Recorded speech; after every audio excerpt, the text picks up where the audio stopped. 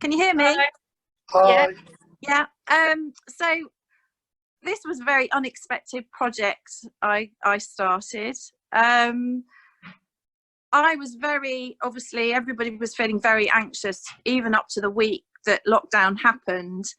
And for me personally, the only way I could calm my anxiety, which absolutely rocketed, was to go into the garden. And we have a small garden, but it's something that I really, I love to be with my plants, my seeds, and I had this absolute urge to spend as much time out there as possible. And obviously it was finding solace in nature. And it goes back to being a child. You know, when I was a little girl, my sister and I, if we were told off, we always said we'd go and live in a hedge. I don't know why. It's just that need to a place that you can use your imagination, that you can play, somewhere that felt really secure. So my garden was one of those places. And then when Sitting Rooms of Culture started, obviously you want to connect with people, talk to people, and we feel isolated, and we feel very frightened about the world that's changing rapidly. And I have a real interest in English romanticism and the poetic landscape, and I often write poetry about the way that I feel through landscape, and the drawings are just an extension of that. And for me to go out into the garden and to draw it every day was just an extension of me feeling at one with nature. So if you go back in history, in times of trouble, art movements have arisen through obviously catastrophes, wars, etc. And I have a passion for neo-romanticism, and those artists reconnected with nature. So they found solace in nature because of everything that was happening during the Second World War. You've got artists like Paul Nash, Graham Sutherland. It's a symbolic landscape. It's where nature, you find some hope through nature. I think that's the best way to describe it. Anyway, I'm waffling at the moment, so I want to show you just some of the things in my lounge, my sitting room of culture. So I'm just going to flip the camera so that you can see. Right, here we go. Okay, so I'm hoping you can see this. So I'm just going to literally come over here, and this is one of my textiles. It's actually called Hanging by a Thread, and this was a piece that I did for my MA. And again, it's a narrative, it's a symbolic piece, and also I suppose I put a lot of metaphor, like a poem, into the work. So I'm just literally coming around my lounge now. These textiles take me maybe 2 or 3 years that I'm working on. So it's just to give you an insight to other work that I do as well. And I'm just going to pan round my sitting room of culture and show you some of the other pieces.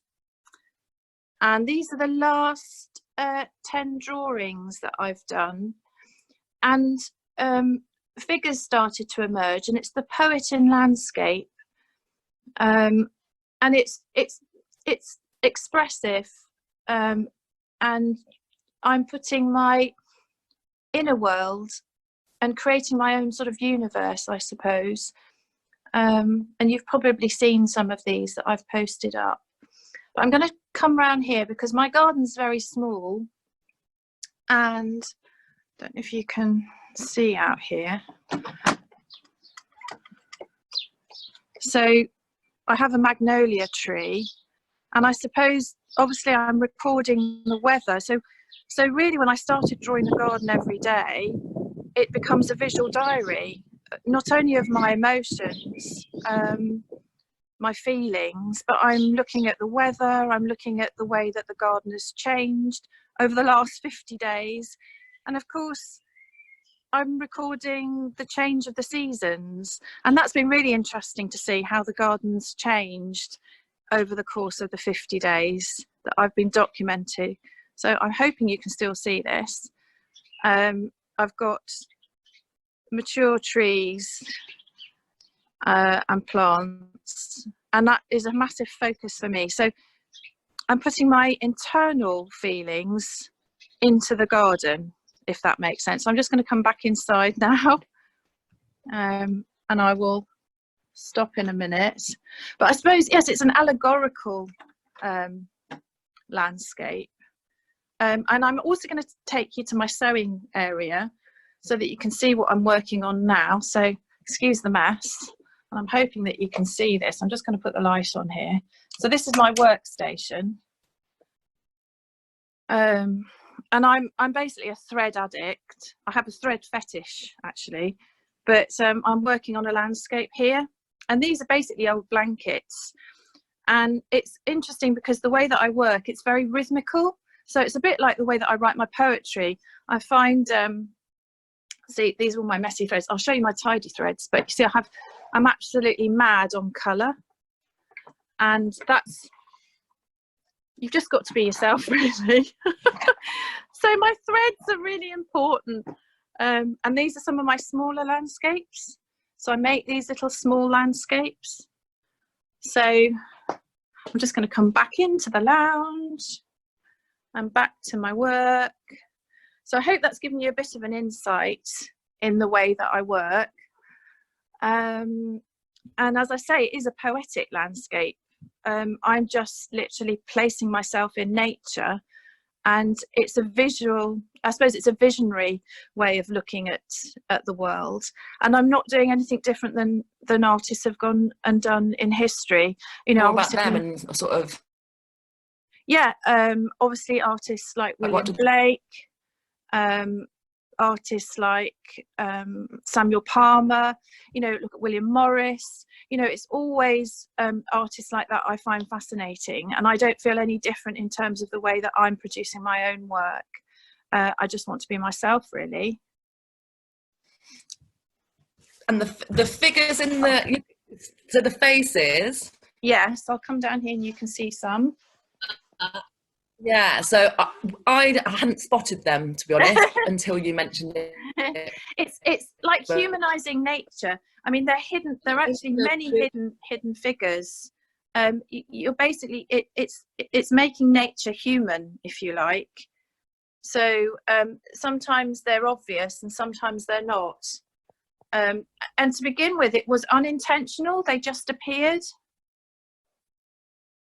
Oh, okay.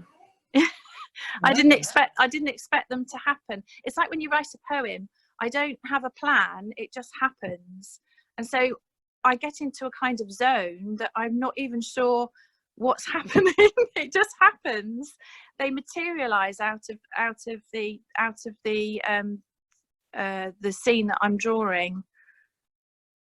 Do you think they represent something for you? Do you think it's like a comfort thing that they're sort of... Oh, definitely. It goes back to my childhood. It goes back to the way that I feel about nature. It's just an imaginary place that I can put a lot of feeling in. And also... you and your sister in the hedge. Yeah, exactly. And that's it. The trees are a it's become a metaphor for all sorts of things. And obviously the change in the season, you know, we're going through a crisis, and what do I respond to? The fact that spring is hopeful, that nature, things, and I think the repetition has something to do with the fact that we're going through every day the same. It's like someone's put the pause button down, and for me this repetition sort of mirrors what we're going through. So it's all these things sort of came together. When you took us into your garden, you could feel the warmth, and even though it's compact, it felt like such a cosy, mature garden that would be just lovely to sit in and let your mind go wild. Yes. I'll come back so you can see me now. Hang on. Right, hopefully this will work. Hang on. I haven't muted everyone, by the way, so just feel free to chip in with a question. Oh yeah, lovely. Yeah, the garden, it is like, it's like a womb, isn't it? You know, you feel like you want to sort of literally climb into that tree and hug it and feel secure. Yeah. And I think that's what we do. You know, perhaps mankind we kind of lost sight of how important nature is, and there's been a real movement towards obviously looking after our environment and engaging and looking after our you know, environment, and that's really important to me, and many others, obviously. And the fact that nature is now healing so quickly, yes. You know, we're seeing all the things that nature is healing, and, you know, so quickly when we let it be, when we just let it be, even for just the short time that we've had.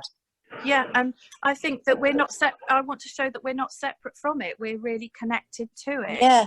And that is very symbolic of the times that we're going through. You know, we're no different than the leaves that fall from that tree.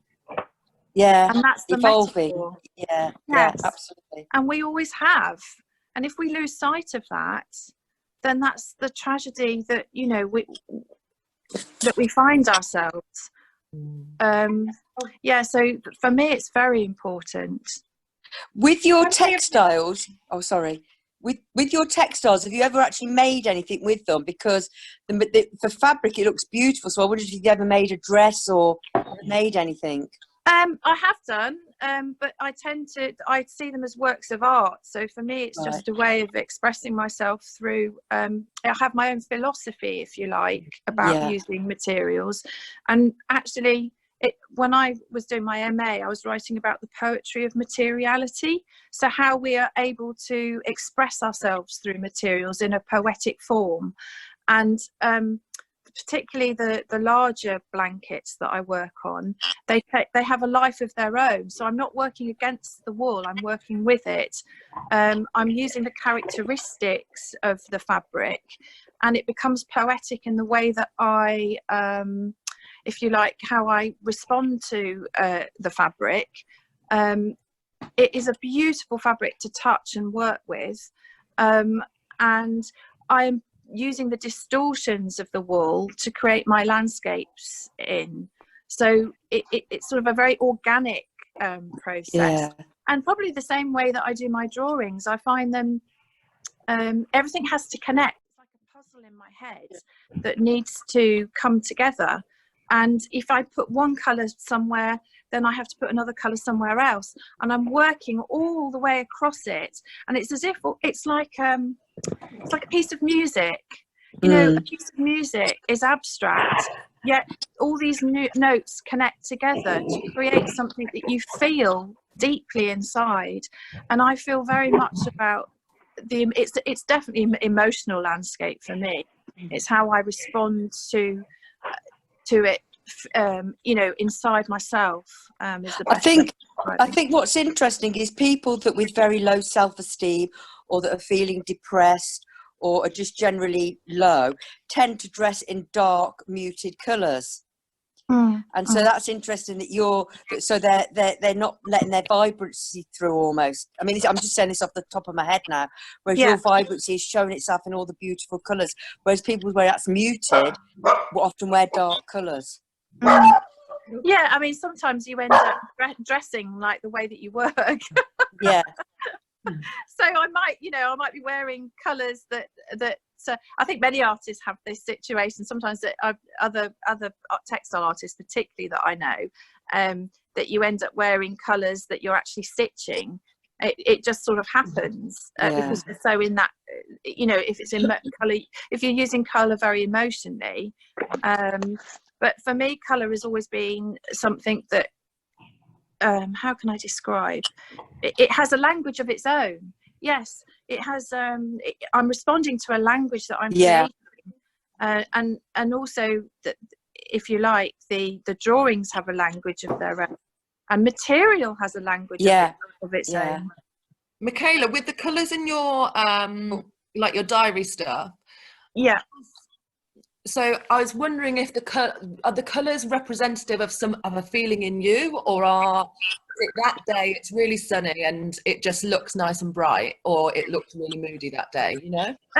Well, both really. I mean, our human emotion is obviously tied to the weather, and of course, you know, I'm looking outside, I'm recording the weather, I have a sense of the environment, and the colours that I'm choosing obviously reflect the day. So if it's a very warm, sunny day, then the colours are probably going to be brighter. And and you have to see yourself in that weather, and particularly in our country, it's very changeable, and our moods obviously are affected by the weather. So you sort of tune into that. I mean, I got excited about drawing rain the other day. Because suddenly it was changing so, and I mean, obviously that's it. The thing is seeing the difference to the colours and the way that we feel about the weather, and being able to record that in some way. But obviously, I'm not even just drawing a picture. It's something other. It's something inner. It's an inner world. Yeah. Michala, do you intend to carry on these daily? For how long for? I don't know. Are we going to get to see winter? Maybe. Well, I said that I would do the drawings as long as lockdown, and I never expected it to last 50 days, but it potentially, obviously, could go on for another 50 days. So at the moment, I'm just going to carry on and see where it takes me. I mean, obviously, I stitch every evening, so I'm doing my stitch work. And I feel that this could be my life's work.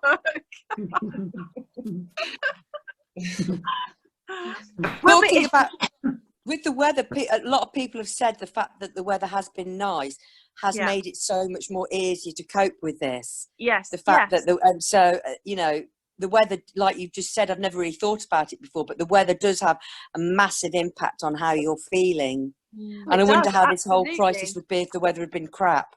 I mean, not very good. No, and I'm very, you know, I'm very lucky that I have a garden, even if it's a small garden, to be able to go outside. Because if you feel like you're imprisoned, and some people don't have an outdoor space, you know, that's very difficult if it's pouring with rain and it's miserable. Just to step out into the sunshine and you know, why do we have gardens? You know, we have gardens because they make us feel better. And definitely the way as I work as an artist, I never went into making art for commercial reasons. It was always for me to deal with anxiety that I had, and it was for my well-being, and it just grew from there, if you like. Yeah. If you look at a picture that you say did 5 years ago, does it take you straight back to that emotion you were feeling that time? Yes, totally. Yeah. So it's like a massive diary. It is. It's like a huge diary. I mean, all I can tell you is that in a way, I have a dialogue with the materials that I'm working with, and it's anything that I create is through experiences that I'm dealing with or thinking about, you know. But I have to, for me personally, I'm doing it through nature. That's always my focus. Michala? Yeah.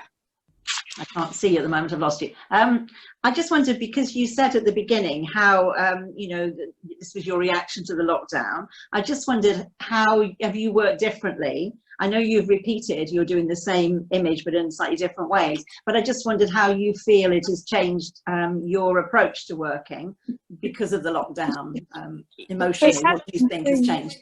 Yeah, I think what's changed is I just finished my MA in painting at Cov Uni in January, and I had begun to work more abstractly, abstracting from, again, it was looking at nature, but I was abstracting from nature.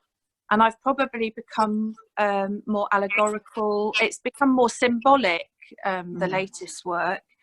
And that's really because I don't know, I'm using my instincts. I just, you know, I think a lot of people needed to see where they were, the environment that I was in. I'm using the environment that's on my doorstep. Isn't it Blake that said that you could find a universe in a grain of sand? Yeah, you know, that there is something of that, and again, you know, this is no different to what many artists have done, where you focus in on one place and you repeat and you repeat, and because the possibilities are endless. you know, I could, you know, every single drawing that I'm going to do, although it's the same place that I'm looking at, there's so many differences to it. And I think I became acutely aware of those differences. And I don't, you know, talking to my family, etc., I was saying that the garden seemed even more beautiful than it had ever done before. And maybe because I was contrasting that with the terrible crisis that's going out there, that it makes us more aware, and it brings it into almost like high definition. Yes. So I think my senses became, I'm calling it acute neo-romanticism. I started my own art movement. Is that a hashtag? Yeah, it's, no, acute or hyper. It's kind of hyper neo-romanticism.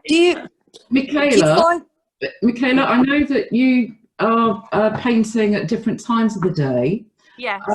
Is there any pattern to when you choose when to start and stop?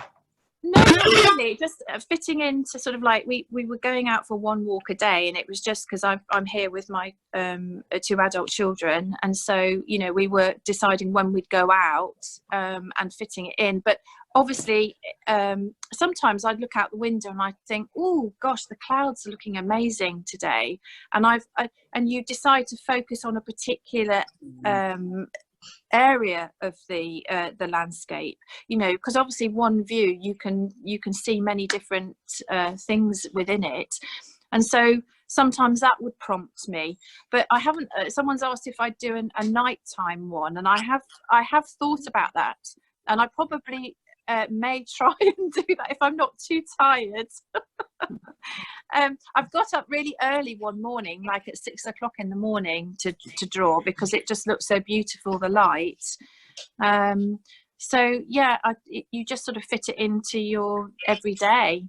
The drawings take between sort of 2 to 4 hours, so I can be completely immersed, and I have no idea of what time it is, where I am, you know. It's literally yeah, it really does absorb you. Do you can you hear me?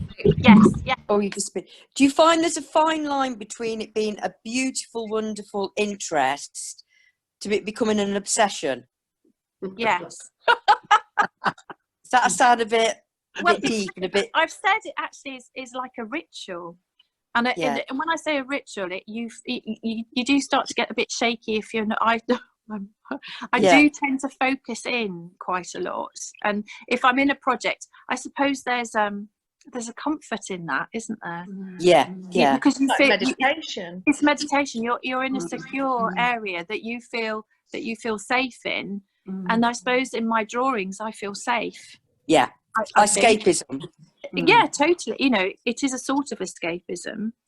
But I think artists that work that have that need to work consistently, it a lot of it is to do with their emotional health. And you know, obviously I can, you know, I have an academic approach in terms of research that I've done, looking at different ways that artists work, you know, looking at the way that we look at the world and how that comes into the work.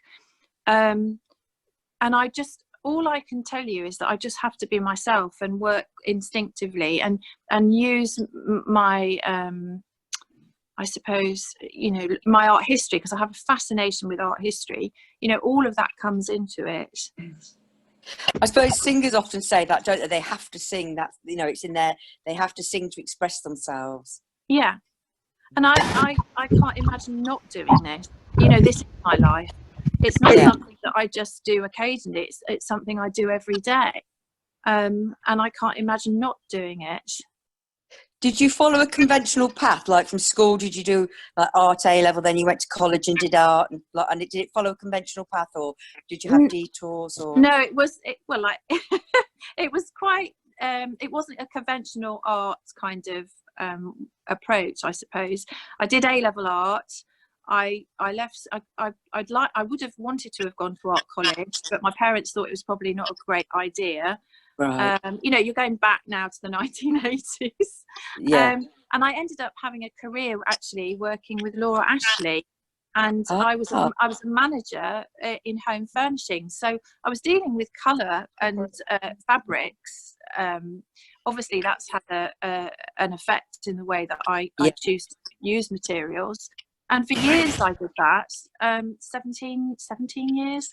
And then I went to work I actually currently work as an art and design technician at Stoke Park School in Coventry. Oh, yeah. And there I was doing life drawing classes, and I was part of the part of the sort of community art group there. And I just literally started painting and drawing, and it really stemmed from there.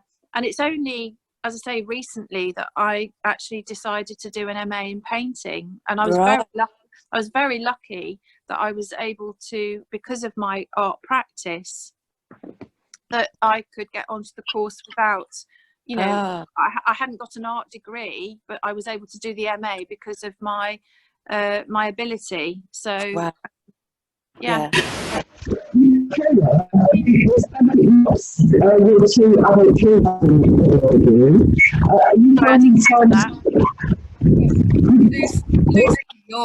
We can't hear you very well. Sorry, can you hear anybody now? Very well. I think there's an option to type. If you do the chat function, you could type your message. Hi, Michala. Hello. It's Ewart here. Hi.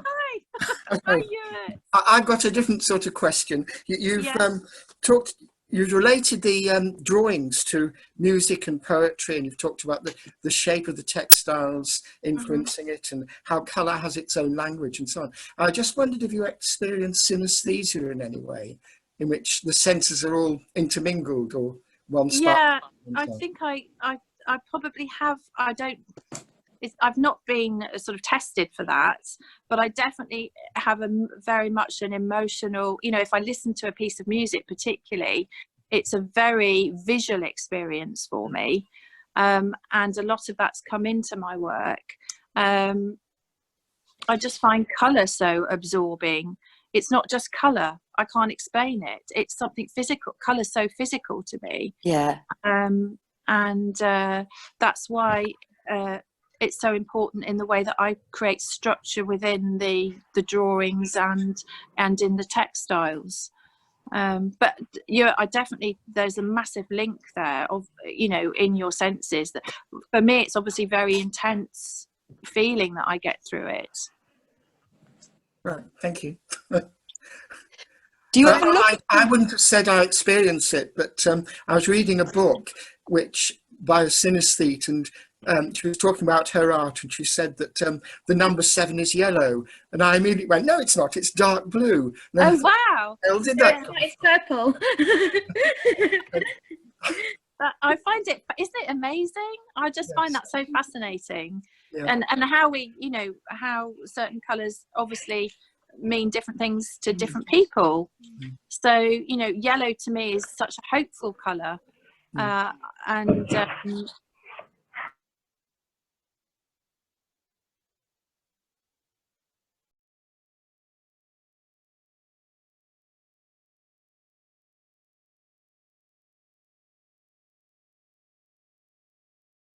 that we have with that, and I do see blue as a dream colour, sad dream. I don't know. Yeah.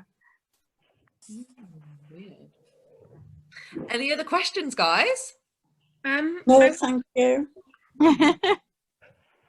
Hi, can you hear me? Yes, I can hear you. Right, yes, sorry, I didn't come into the middle, so I thought I was a bit confused. When you were working for Laura Ashley, were you still doing art then when you could as a hobby, or was it something you put on hold for a while because you were too busy? I put on hold. In fact, I probably started working the way that I'm working now about 15 years ago. So obviously, you know, I was in my early 20s when I started working for Laura Ashley. Then I had my family, and I didn't really tend to do a lot of artwork. Just, you know, it was more my stitching. And things happen in your life that change you. And for me, it was, was it about 12, 15 years? It was 15 years ago that we went through a very stressful time. I went through a particularly stressful time, and it was a way of dealing with that anxiety. And then I've almost got to the point where now I'm almost scared to stop. I can't stop, because if I stop, I feel like I've lost something. It's like you're always looking for something, isn't it? I don't know. It's very strange. I just have this absolutely need to work. Yeah. Michala, I have a question. Yeah. You mentioned that you'd like to see the pieces together at the end in an exhibition, that they're not separate, that in a whole exhibition. Had you had a thought around where you saw that being? Do you know, I don't know, and I've realised I'm never going to be able to sell them. I will never be able to separate them, because they are one artwork in themselves. And in terms of a document, it's documenting lockdown. It's documenting so many things: emotional state, you know, the environment, all those different things. It has a story. So for me, I need to keep them together, and I've got to look at different ways in the. I mean, I don't know what the future is going to be. I mean, we don't know, do we? How things are going to, you know, change the way that we see exhibitions in the next, say, you know, year or two. I mean, it's a timeline. It's it could be that they literally, you walk in a timeline through them. I can't even tell you how many I'm going to do. Who knows? Michala, sorry, this is it now.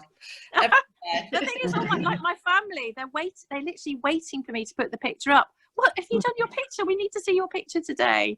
And I suppose you feel like you're giving something. You don't know what it is, but it's something. It is hope. I think art is hope. It's a way of communicating with people on many different levels, and it's a universal language. You know, you don't need to know a certain.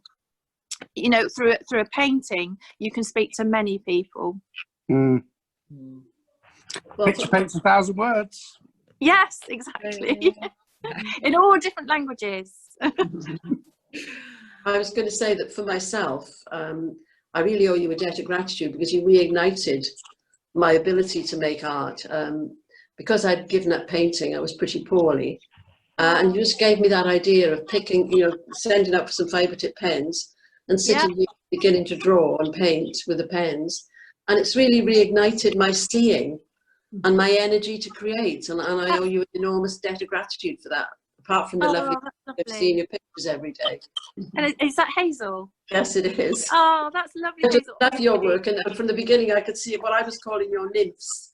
And I see them as an embodiment of nature, because I was brought up in Wales, as you can probably tell, and love just being in nature. And I'm wondering actually whether I've got a piece of your artwork, because my granddaughter knows how I love trees and nature. I've always sketched it, and bought me a tiny piece some Christmases ago. I've got it framed by the side of my bed. Oh, that's lovely. Yours, it's a tree casting shadows. It's quite small. It's a couple of it, 6 inches or something like that. It's lovely. So. Yeah, I mean, that's the thing. Sometimes we just need to, you know, focus on something that we enjoy doing and repeat. And the more that, what you'll find is the more that you do engage in it, the more familiar. You don't feel so scared about it. You know, you just want to actually keep creating. And it's so good for our well-being, because it's such a positive thing. Well, I mean, the first one, I was so exhausted, and I thought, oh, I can't do that. But I couldn't stop. The next day I had to do another. Now I do whenever I got the energy. But it just draws you once you begin to look. Yeah, and I think we notice, you know, you begin to notice much more about because all of a sudden our life has shrunk in as much. We're living in a much smaller place, aren't we? And you try and see more in that small place because it becomes your whole environment. Yeah, I like the way Hazel just said it draws you in, which is like drawing you in. Yeah. Lucy and Geraldine are saying that they have one of your pieces in their living room, and oh wow, that's nice. Yeah, that's lovely. So, any other questions, guys? How do we pronounce your surname? It's pronounced Gyetvai. Gyetvai. Yeah, it's Hungarian. A lot easier than it looks, isn't it? It's the Y that throws people. Well, I don't own a Gyetvai. I'm upset that I don't own a Gyetvai. Yeah, definitely. Oh wow! I think if with no more questions, have you got anything else that you'd like to add, Michala? Well, firstly, I'm just amazed that I've ever been. I'm amazed to be able to do a Zoom meeting for one thing, and that people have joined in. It's lovely. I mean, it's been lovely to be able to share what I'm doing. Obviously, as an artist, that's part of it, is being able to share your work. And I hope that I've, given people encouragement in that way. That and just literally, thank you for letting me talk to people. Thank you. Thank you. Question, Michala. Do you, obviously, when all this is over and we have the arts trails back again, do you ever join in that? I have done more at Open Studios, right? Yeah. And but obviously, because I've been doing my my MA and things like that, it's taken so much time. I haven't really been able to do it. So I hope to in the future. I hope to get back to it. To see your fabric work, and because of the textures and yes. I mean, it'd be lovely to be able to do that again, and I hope it won't be too many months before lockdown is lifted and things like that return. But we don't know what's going to happen. It could be a couple of years. So. Oh, don't say that. I know. The things that I've been reading, I perhaps shouldn't listen to the news. So yeah. God. Can you imagine how many paintings you'd have after 2 years? Okay. I know. I suppose that there are. I thought, had lockdown, we have to make the best of a bad situation. And had lockdown not happened, these 50 drawings would not have existed. Yeah. Yeah. Yeah. So I have to try and be positive about. Yeah. We have to. We always have to. How can I say? Humans always have to see the best in the situation that we're in. Life goes on in whatever constraints that we have, like this, for example. Do you find? I know colour's very important to you. Do you find that you ever look at other people and think, and look at the colours that they're wearing, and then make not a judgment, an opinion on them? Not really. No. I don't know really. Do I? Like, oh, they're wearing orange. They must be a very sunny person. No, I mean, I enjoy colour. I like, obviously, I love seeing colour in all things.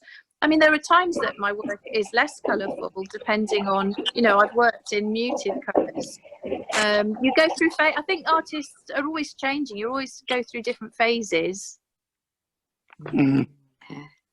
Yeah. Yeah. Well, I think that's nearly time then, guys. Okay. But, thank you very much.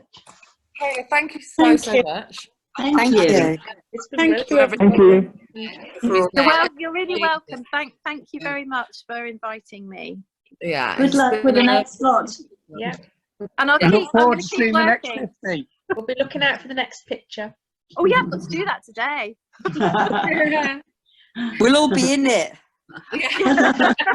All these little figures, and yeah, as I say, I think if you go through the work there, you'll notice the days that I'm more anxious than others, and there are many hidden things in there. Wow. You need to go back and look at them all again. Thank you, guys. So, thank you, everyone. Yeah, round of applause. Everybody. Bye. Thank you. You're welcome. Bye. Thank you. Bye. Bye. Thank you. Bye. Bye. Bye. Bye. Bye. Bye. Paul. Bye. Well done, Kirsty. Thank you. Well done, Yeah, Michala. Thank you, Kirsty. Yeah, thanks, That was Kirsty, for great. doing it. That was Thank really, you. really Bye. great. Bye. God bless. Bye. Bye. Bye.